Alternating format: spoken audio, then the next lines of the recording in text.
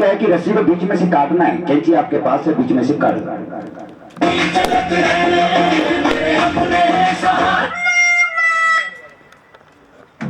रस्सी तो आपने काट दी, थोड़ी छोटी बड़ी नहीं हो गई?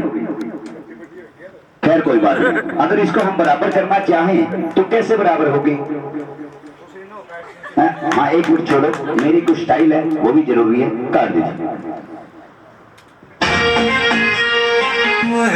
मजबूत जोड़ है, टूटेगा नहीं। तुम पर हम है अटके, दिल बीमार है झटके। मजाक कर रहे हैं मेरे साथ?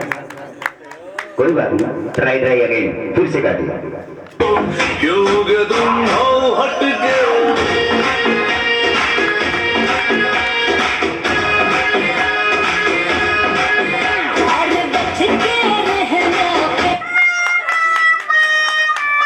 भाई साहब बराबर काटना इसको। एक चांस और दे दो, एक चांस और दे दो। सारी कटवाऊंगा, पहले बताओ, एक चांस और दे दूं? चलो गोल्डन चांस देता हूँ आपको, दोनों रस्सियां काट दो।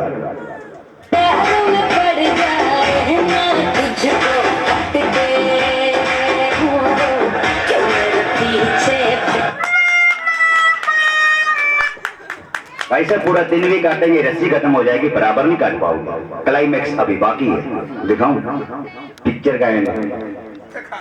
दिखा।